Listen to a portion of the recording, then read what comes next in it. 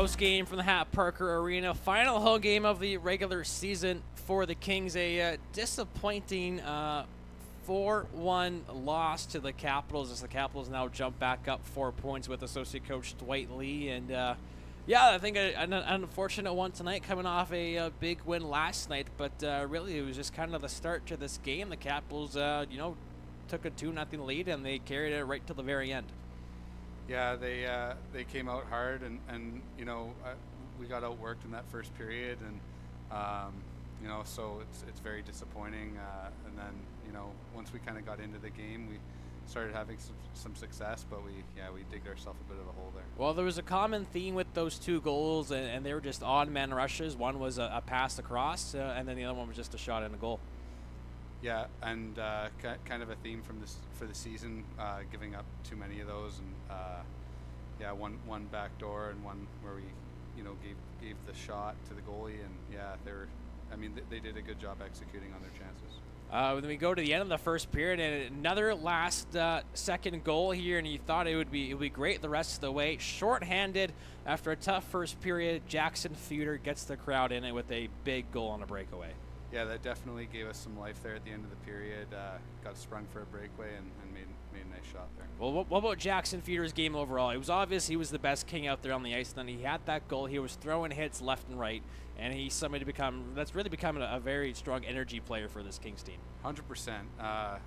There's a lot to like there. A guy that plays the game hard, finishes his checks, and has a very good skill set too. And I think last night he got the energy player of the game, and he's a guy that's a candidate every night for that. And for a young guy, gave us some leadership at some key times, and it will be a good player for the future for sure.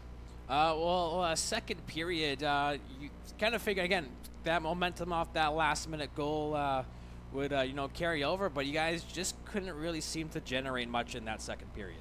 Yeah, and no shortage of effort. Like I thought our second and third periods were much better, they were like we kind of talked about last night when they were playing with the lead. They were able to have a lot of guys back, a lot of support, and they didn't take any chances. And they, when we were entering the zone, if our dumps weren't placed perfectly, they were getting to it first and getting it out quick. And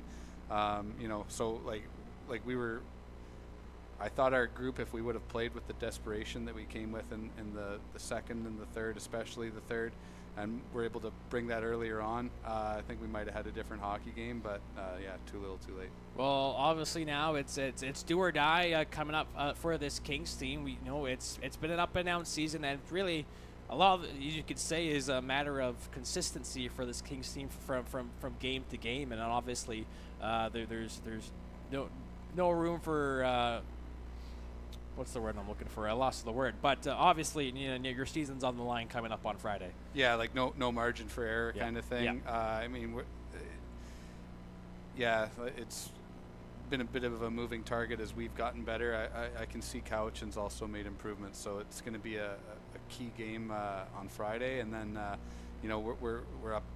Our remaining games are all against tough opponents. We've got Alberni, West Kelowna, Vernon, tough teams that are playoff bound, and covering points on Cowichan.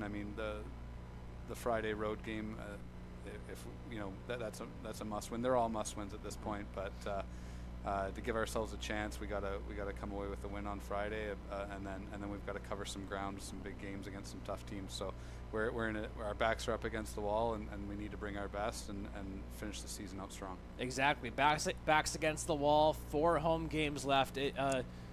You must believe this team is up to the challenge. Yeah. I'd expect that they're going to bring their best right to the end. And there's a lot of guys that have played here a long time, a lot of some 20-year-olds that are aging out, and they're going to want to end it the right way. So I'm expecting no quit from this group and to keep battling to the end. Is part of going into next week just getting healthy? Because I know there's some guys that are banged up. Yeah, we have a few guys out, but I think part of it's getting healthy. Part of it's making some adjustments, and one thing I'd like to see is we got away with it yesterday, didn't get away with it tonight. We need to be better in that first period. And you know, I could see the shots 22-8 or whatever it was. That's you know, they were getting in on the forecheck. They were getting after it. They seemed like they were hungrier out of the gate than us, and we can't let that happen. We gotta match that and better it. You know, if we're gonna get the results. Well, if the Kings are going to want to make the playoffs, they're going to have to win on the road, and that starts Friday in Cowichan with a 7 o'clock puck drop from the big stick. Dwight, as always, appreciate your time, and we'll talk to you again on Friday. Yeah, thanks, Jordan.